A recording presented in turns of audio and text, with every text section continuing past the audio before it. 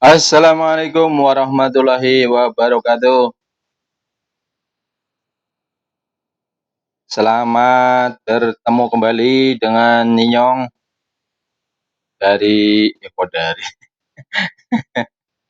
Selamat berjumpa, selamat bertemu bersama saya di channel Suara Kaki Lima. Gimana kabarnya? Pada sehat, Mbok? Alhamdulillah, nggak pada sehat. Udah banyak uangnya, Mbok? Alhamdulillah, sudah banyak uangnya. Sudah menghayal apa hari ini? Kerja, kerja, ya kerja nyata. Jangan cuma bermimpi, tapi wujudkan mimpi itu dengan usaha nyata, dengan berkarya. Oke, teman-teman semua, pada kesempatan kali ini saya akan mengulas satu yang ini ya, yang masih dinamikanya itu masih ini sekali ya, masih kuat sekali, yaitu NU.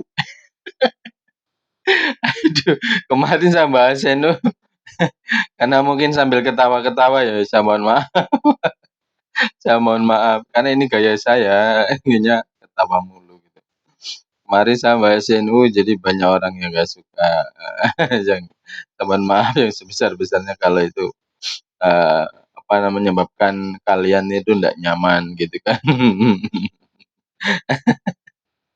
Iya, saya juga orang NU maksudnya, ya tahlilan, ya sholawatan, ya sama gitu orang NU. Orang NU kan ciri-cirinya itu ya, ya tahlilan, ya 7 harian, 40 harian itu. Kemudian apa itu, berjanjinan itu. Saya pengamal itu juga, bukan bukan berarti cuma saya kritis saja, kritis dengan hal-hal yang, ya yang bersifat ini, bersifat, eee, apa sih namanya, bingung saya, begini kan orang nggak sekolah itu bingung kalau mau ngomong. Oke teman-teman, ada beberapa yang saya cermati, coba kita bahas bareng-bareng ya. Yang pertama, eee Nahdlatul Ulama atau organisasi NU itu, cenderung dia lebih, apa sih namanya ya, lebih liberal, orang bilang, apa sih iya, lebih liberal. Dia moderat, tapi terlalu moderat gitu. Ya, terlalu moderat, heeh, sehingga hampir semua kalangan itu ada di situ, dengan, keyakinan ideologi yang beragam gitu. Berbeda dengan misalnya kalau yang saya amati ya, yang saya cermati, nah ini kan analisa ya, analisa bisa jadi salah, bisa jadi benar. Berbeda dengan orang, kalau, organisasi Muhammadiyah, kalau Salafi kan bukan organisasi ya, hanya kelompok saja. Karena secara struktural mungkin dia nggak punya struktur kepengurusan gitu kan. Tapi kalau Muhammadiyah kan organisasi. Kalau organisasi ya, kalau Muhammadiyah itu lebih, ya moderat, tapi ini ndak moderat banget gitu. Itu kan kalau di NU saking moderatnya sehingga bisa sholawatan bareng dengan, eee, apa namanya, dengan acara, apa namanya itu, orang Kristen itu loh, orang ya orang Kristen, orang Katolik. Bisa sholawatan bareng di pura gitu kan, bisa sholawatan bareng di gereja gitu. Itu saking moderatnya. Mungkin kalau menurut saya sih terlalu moderat gitu, terlalu moderat. Aduh aduh aduh. Tapi ya nggak apa-apa, itu kan pemahamannya mereka, gitu kan. Yang namanya pemahaman kadang salah, kadang benar. Ya pemahaman kita juga mungkin yang mungkin kontra dengan, yang terlalu liberal itu mungkin. Itu ya bisa salah, bisa benar juga gitu. Yang namanya pemahaman, kemudian pemahaman itu kita yakini, ya kemudian itu kelemahannya kadang-kadang kalau kita sudah mengambil satu keyakinan tertentu, kemudian kita ndak bisa menghormati keyakinan orang lain gitu. Kalau kita sudah mengambil satu pendapat tertentu, kemudian kadang-kadang kita ndak bisa menghormati pendapat orang lain, kadang-kadang kan seperti itu. Di antaranya itu ya, NU itu, terlalu moderat. Sehingga di NU sendiri itu kan, ya kalau sudah di luar itu kan udah lain lagi cerita. Di NU sendiri ya sering terjadi itu polemik gitu kan. Ada yang setuju dan ada yang nggak setuju gitu. Itu di NU sendiri, apalagi ya di luar NU gitu yang mungkin dia moderatnya nggak terlalu moderat, apalagi kelompok Wahabi gitu kan. Bisa dan aduh, saya teruskan. Itu diantara yang saya cermati ya. Kemudian yang selanjutnya, dinamika terjadi banyak sekali di NU itu, karena itu tadi ya, karena saking moderatnya, saking, paham liberalnya itu. Liberal itu apa sih maksudnya, apa ya, bebas ya, artinya orang itu bisa, mungkin bisa masuk, dari, apa namanya, dari ideologi apapun dia bisa masuk mungkin ya, mungkin gitu. Mau dia moderat atau setengah moderat atau dan seterusnya dan seterusnya lah mungkin gitu.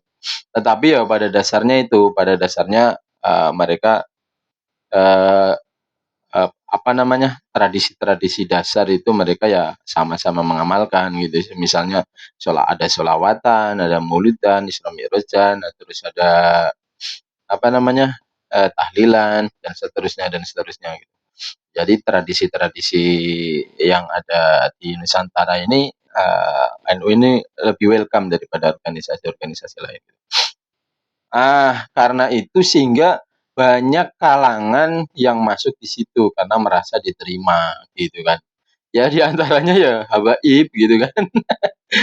Sehingga di kemudian hari habaib ini kemudian, menimbulkan polemik tertentu karena habaib ini ternyata, karena semakin ke sini, pengaruhnya semakin besar di tubuh NU. Karena apa? Karena orang NU kan cenderung adalah orang-orang yang, takdim sekali kepada para ulama, para kiai, apalagi kepada orang yang mengaku cucu nabi gitu kan. Itu kan udah wah takdimnya luar biasa sampai dicium-cium kakinya dan seterusnya gitu kan. Kemudian hal inilah yang kemudian, para habaib ini kayak lupa diri gitu, kayak lupa diri gitu kan. Kayak nggak menghormati teman-teman yang lain. Ya karena mungkin merasa merasa mereka itu dihormati, ditakzimi, mendapatkan kemuliaan, kemudian banyak pendukungnya. Kemudian para habaib ini, dengan mudahnya mencaci maki kiai-kiai yang asli pribumi gitu kan. Termasuk apa sih itu ada yang menisbatkan Wali Songo ke dalam, apa namanya, jalur nasabnya mereka. Ada juga ada yang mengatakan bahwa Wali Songo tidak punya keturunan dan seterusnya dan seterusnya. Jadi aneh banget hal-hal yang seperti inilah yang seharusnya kalau menurut saya ndak perlu jadi polemik gitu. Ya mereka jadi polemik karena itu tadi, karena membawa-bawa masalah nasab, masalah keturunan itu untuk kepentingan-kepentingan mereka gitu. Sehingga ya akhirnya jadi polemik terus itu jadi besar. Itu. Hal yang seperti ini kemudian ya menimbulkan dinamika-dinamika di dalam, gejolak-gejolak dalam tubuh NU. Sehingga lahirlah ada kelompok PWI, itu LS. Walaupun secara struktural, apa sih, saya ngomongnya bingung ini, struktural atau apa gitu. Secara keorganisasian gitu, mungkin gitu ya yang lebih tepat. Itu oleh NU sendiri, PWI ini ndak diakui gitu kan. NU ndak diakui, karena yang diakui ya itu hanya Banser Ansor gitu kan. Eee, Kenapa bisa terjadi seperti ini, ya itu tadi, kan namanya orang kan banyak, ya mungkin orang-orang yang nggak mau mengakui PWI-LS ini ya mungkin orang-orang yang ada keterkaitan dengan para habaib mungkin. Mungkin ya ada menantunya, ada keluarganya adalah habaib, atau menantunya itu habaib, atau misalnya cucu menantunya itu habaib, atau mungkin iparnya itu habaib, atau apa, mungkin ada keterkaitan di situ dan seterusnya dan seterusnya. Mungkin seperti itu mungkin. Itu kan, bisa jadi ini analisa, bisa salah, bisa enggak. Kemudian dinamika selanjutnya, NU ini terlalu ini, yang terbaru ini kan masalah, kasus korupsi dana kuota haji dan NU ini terseret-seret ke dalam pusaran itu, gitu.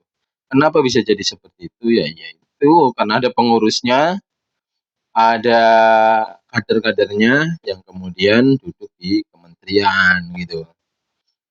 Artinya apa sih namanya? Karena saking banyaknya kader-kader NU itu eh, berada di pemerintahan. Iya kan banyak banget itu ya. Kader-kader NU itu berada di pemerintahan. Ya masalahnya kalau tidak seperti itu nanti NU itu kan punya kekhawatiran kalau seandainya pemerintahan itu tidak diisi dengan kader-kader NU. Nanti pemerintahan itu akan diisi dengan kader-kader yang lain, misalnya dari kader Muhammadiyah atau dari orang-orang Salafi misalnya. Artinya yang secara ideologi itu kan berbeda gitu kan. Yang secara fikih apa sih namanya? Madhab fikih itu kan berbeda gitu kan antara Muhammadiyah dengan Salafi. Kemudian dengan NU itu kan berbeda gitu. Walaupun ada mirip-miripnya, ya bayangkan aja gini, sejauh ini contoh aja ya sejauh ini. Penentuan awal Ramadan dan akhir Ramadan dan awal Syawal gitu kan. Penentuan awal puasa dengan akhir puasa. Itu kan yang memegang kendali itu kan orang NU. Sehingga apa? Sehingga keputusan secara nasional itu yang ikuti keputusannya orang NU karena apa di situ eh, yang pemegang pemegang kendalinya kebanyakan orang NU di situ. Coba bayangin kalau seandainya dipegang oleh orang Muhammadiyah. Ini misal ini analisis saja. Seandainya dipegang oleh orang Muhammadiyah, katakan Menteri Agamanya orang Muhammadiyah yang kita tahu lah notabene bahwa Muhammadiyah itu menggunakan metodologi hisab gitu. Hisab saja ya, tidak pakai hisab ru'yah gitu kan. Menggunakan metodologi hisab. Artinya 1 bulan sebelum terjadi dia sudah 1 bulan sebelum puasa dia sudah bisa menentukan bahwa awal puasa itu terjadi tanggal sekian selesai. Memang lebih simpel sih menurut saya itu lebih simpel. Tapi nanti banyak orang-orang NU yang jelasnya akan menyelisihi sama sekarang juga kan. Ketika orang NU misalnya memutuskan dengan metodologi hisab kemudian ru'yah, hisab ru'yah kan berarti kan ya hisab kemudian ya penentu akhirnya adalah ru'yah gitu kan. Nah kalau Muhammadiyah kan enggak, penentu hisab itu udah final. Hisab final selesai, enggak ada penentu akhirnya itu ru'yah, enggak ada. Hisab itu final, kemudian langsung bisa diputuskan. Itu orang Muhammadiyah. Kalau orang NU kan enggak. Orang NU itu hisab, nanti finalnya itu ru'yah gitu kan. Nah, itu seperti itu. Lah kalau seandainya nanti menterinya itu orang Muhammadiyah, diputuskan dengan putusan menggunakan metodologi hisab misalnya. Dalam ini satu contoh saja. Ya apa kira-kira orang NU terima itu? Kan belum tentu juga kan terima keputusan itu gitu. Kan belum tentu juga. Sama sekarang kan juga seperti itu. Ketika orang NU memutuskan dengan metodologi hisab kemudian difinalkan dengan ru'yah. Kira-kira apa orang Muhammadiyah itu kemudian dia bisa menerima gitu? Ya belum tentu. Ya bisa menerima kalau hanya misalnya pas nyocoki aja gitu kan. Bertepatan kok sama gitu secara ru'yah, secara hisab itu ru'yahnya. Hisabnya kok sama saja ya mungkin ya bisa diterima itu. Tapi kalau menyelisih tetap berselisih aja gitu. Nah, itu diantara salah satu contohnya gitu kan. Nah, saya kembali ke polemik yang ada di warga NU. Di NU itu kemudian polemiknya makin gede ketika kader-kadernya itu yang berada di pemerintahan ternyata tersandung kasus korupsi gitu kan. Walau sampai sekarang kan belum ada ininya, belum diumumkan tersangkanya, artinya masih diduga terseret kasus korupsi. Meskipun mantan Menteri Agama Yakut Gus Yakut itu udah dicekal ya, ada kemungkinan jadi tersangka sih kalau sudah seperti ini. Nah, ini juga jadi ini kan, jadi gaduh juga di tubuh NU sehingga orang-orang yang sekarang jadi pengurus NU, orang-orang yang jadi pengurus NU itu dioyak-oyak sama orang-orang yang mungkin bukan simpatisannya gitu kan. Ya ini momen saja sih sebenarnya. Momen karena ada kabar-kabar miring bahwa dana kasus korupsi kuota haji itu mengalir ke PBNU itu kan sehingga digoreng sedemikian rupa oleh orang-orang tertentu kemudian ada yang memanfaatkan gorengan itu wah ngoyak-ngoyak gitu kan ya semoga saja ini cepat selesai gitu. Ya harapannya sih sebenarnya KPK itu jangan berlarut-larut tetap cepat anukan tersangka gitu sehingga imbasnya nggak sampai ke PBNU gitu. Kok PBNU kok lagi yang kena? Ya tadi saya bilang sudah bahwa kenapa NU lagi yang kena getahnya gitu. Ya karena banyak kadernya berada di situ gitu. Terus kalau seandainya menyangkal, loh kan itu masalah personal, masalah pribadi. Ya benar itu masalah pribadi ya, yang berhubungan dengan politik ya pribadinya dia gitu kan. Tetapi biar bagaimanapun ya namanya kader, ya organisasi asalnya ya pasti ikut kecipratan, kecipratan getahnya, kecipratan airnya, kecipratan apinya, kecipratan apanya lagi itu. Iya dan seterusnya. Itu seperti itu. Ya tinggal kita nunggu aja ya. Kita nunggu KPK ini mudah-mudahan cepat mengumumkan siapa tersangkanya, biar nggak berlarut-larut, biar polemik atau kegaduhan di dalam NU itu sendiri ya cepat satu-satu gitu cepat selesai gitu. Karena kompleks banget ya, kompleks coba kita hitung. Kegaduhan di dalam organisasi NU itu begitu kompleksnya. Satu masalah nasab. Sampai sekarang belum selesai kan? Dan mungkin udah selesai-selesai karena simpatisannya masih ada. Dua masalah Toreko Jatman dengan Jatma kan masih berpolemik kan. Terus masalah apa lagi tuh? Apa lagi masalah apa? Masalah itu kemarin. Tapi sudah agak sepi sih ya masalah Islam Nusantara itu kan. Yang kadang sholawatan di pura, kadang sholawatan di gereja, kadang itu kan jadi kegaduhan juga itu. Terus apa lagi? Kegaduhan-kegaduhan ya itu yang terakhir, yang terbaru ini adalah masalah eh apa namanya ini? Masalah kasus korupsi itu, gitu kan. Aduh. Oke, teman-teman semua, ya mudah-mudahan NU ini apapun dinamikanya tetap bersatu dan segera selesai ya mudah-mudahan dengan penyelesaian yang apik lah. Eh apa sih? Bingung, bingung aku. Iya karena semua pandangan itu kan masing-masing orang bisa memberikan pandangan, memberikan pendapat dan ya mungkin karena otak itu beda-beda ya pasti pandangan itu nggak akan mungkin sama.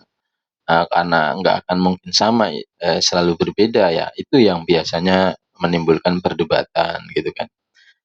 Oke, itu saja ya, kita berdoa sama-sama semoga negeri ini tetap menjadi negeri yang utuh, ya NU khususnya tetap menjadi organisasi yang utuh walaupun udah pecah-pecah itu.